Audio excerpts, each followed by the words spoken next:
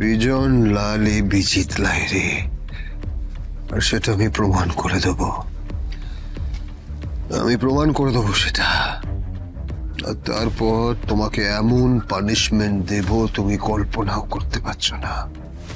আমি একজন দাদা, আর আমার বোনের কাছে আমি ঋণী। রাখির ঋণ, ফোটার ঋণ, বোন আমাকে ঋণী করে গেছে। আর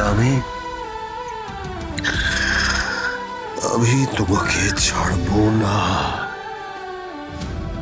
কিছুতেই না।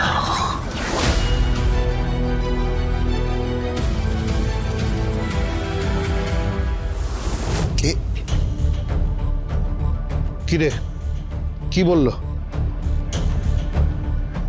নিশানা একদম ঠিক জায়গায় লেগেছে। মানে মানে মানে বিয়ের কার্ডটা মোক্ষম চাল হয়েছে। এবার বিজিত ভাবছে দৃশ্যে পরশুরাম কোথা থেকে এলো। এবার গোটা কুসুমপুর গ্রাম আর মুখার্জি বাড়ির সব কটা লোক দেখবে যে ওই 600 স্কোয়ার ফিটে থাকা ছাপোষা লোকটার পাওয়ার কতটা।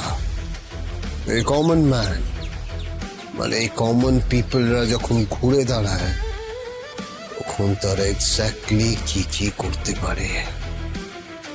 পরশুরাম, নন্দার কি করবি? নন্দা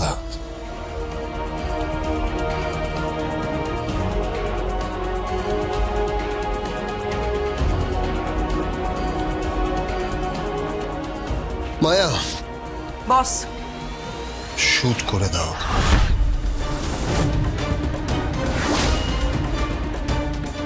কি এসব কি বলছেন আপনি? কি বলছেন এসব? ওনাকে শুট করে দাও, দিয়ে বলো যে এনকাউন্টারে মারা গেছে। না না না, আমি বাঁচতে চাই, আমাকে মারবেন না, আমি বাঁচতে চাই, আমাকে মারবেন না। আপনাকে অনেকবার বলা হয়েছে কোঅপারেট করতে, মুখ খুলতে, কিন্তু আপনি মুখ খোলেননি। আপনি কোঅপারেটও করেননি। আপনি সবটা জানেন, আপনি পুরোটা জানেন, আপনি আমার বোনের ব্যাপারে সবটা জানেন। তারপরেও আপনি মুখ খোলেননি আপনি। সো আর কোনো কথা না, মায়ার কোনো কথা বলোই না, শুট করে দাও, আর বাকিটা আমি সামলে নেবো। কুসুমপুরের তো ঘরে ঘরে ক্রিমিনাল, তাই বলে দেবো যে একটা ক্রিমিনাল এনকাউন্টার হয়ে মারা গেছে। শুনুন, আমি আপনার পায়ে পড়ছি, আমাকে মারবেন না। আপনি কি জানতে চান বলুন, আমি সব বলবো। সব বলবে? হ্যাঁ, আমি সব বলবো।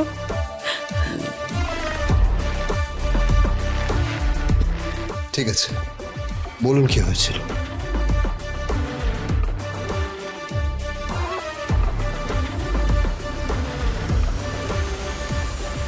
আমি বিজনদাকে ভালোবাসতাম। বিজনদা এই গ্রামের ছেলে। আমি বিজনদাকে নিয়ে অনেক স্বপ্ন দেখেছিলাম। হঠাৎ সব স্বপ্ন ভেঙে যায়। সেদিন দেখি বিজনদা দরজার সামনে বউ নিয়ে হাজির।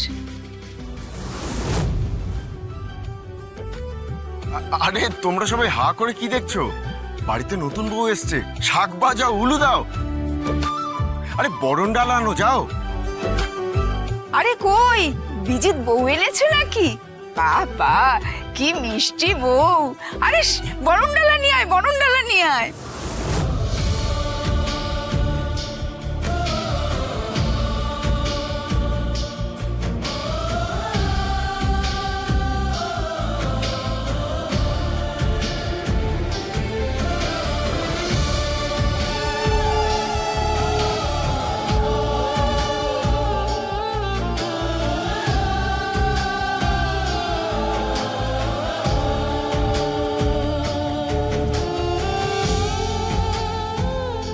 সেদিন থেকেই আমার শিবানীর ওপর তীব্র আক্রোশ জমা হয়।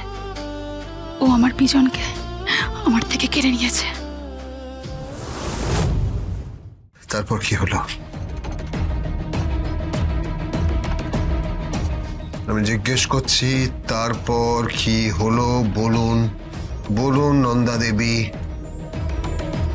তারপর ভাত কাপড় হলো, ভাত কাপড়ের পর ফুলসজ্জা। ওরা সুখেই ছিল, আমি দূর থেকে ওদের ওপর লক্ষ্য রাখতাম আর সর্বনাশ চাইতাম আপনার বোনের। হ্যাঁ, সে আমার সংসার ভেঙেছিল। আমি বিজনদাকে ভালোবাসতাম বিজনদাকে আমি, তাই ওদের সর্বনাশ চাইতাম। আমি সর্বনাশ চাইতাম। তারপর একদিন ওরা উধাও হয়ে গেল। শুনলাম নাকি বিদেশে গেছে, দুবাই।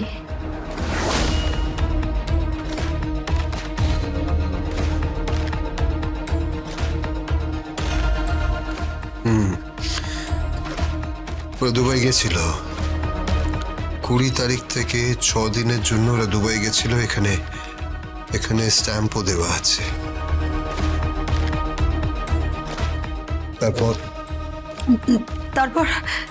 তারপর শুনলে আপনারা খুনই করে ফেলবেন। কেন মা, কি? তারপর শিবানী অন্তঃসত্ত্বা হলো। কি বলছো কি তুমি, কি বলছো? হ্যাঁ, শিবানী অন্তঃসত্ত্বা হলো। আমি নিজের কানে শুনলাম। আমি বিজনদার জন্য খাবার বানিয়ে এনেছিলাম। বিজনদার সব থেকে প্রিয় খাবার আমি নিজের হাতে রেঁধেছিলাম, চিংড়ি মাছের মালাইকারি। ঢুকেই দেখি। এই তুমি কি বলছো কি? হ্যাঁ, সত্যি বলছি। মানে তুমি সত্যি মা হতে চলেছো? ইয়েস, আমি সত্যি মা হতে চলেছি। শিবানী, শিবানী, তুমি ভাবতে পারবে না আজকে আমি কতটা আনন্দ পাচ্ছি। মানে thank you so much, thank you Shivani, thank you so much, I love you, thank you.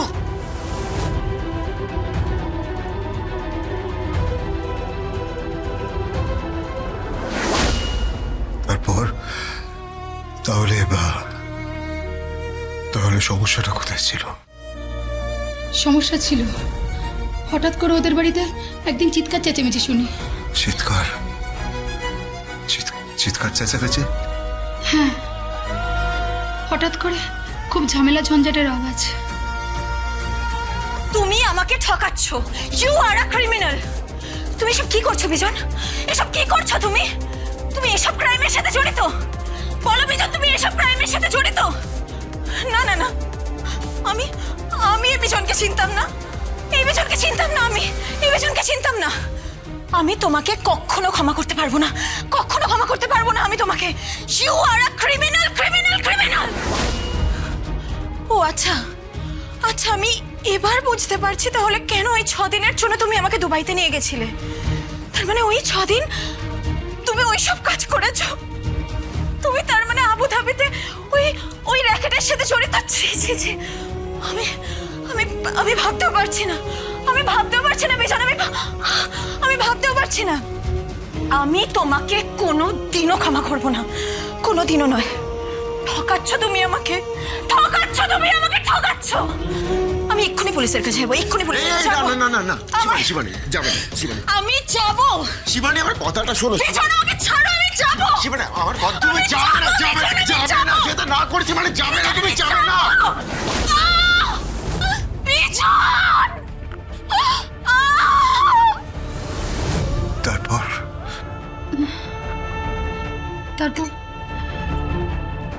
তারপর বেবিটা নষ্ট হয়ে যায়।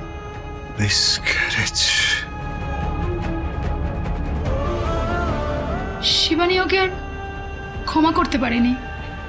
ও সিদ্ধান্ত নেয় যে ও বিজনের নামে থানায় এফআইআর করবে। বিজন তখন অনেক টাকা উপার্জন করে ফেলেছিল, 2 নম্বরই ধান্দায় নিজেকে জড়িয়ে ফেলেছিল। ওর লক্ষ্য ছিল আকাশে। আর শিবানী অত্যন্ত সৎ মেয়ে ছিল, ও ওকে ক্ষমা করতে পারেনি। ও সেদিন রাত্রিবেলা থানায় যাচ্ছিল। ও বেরোতে যাবে, তখন পরশুরাম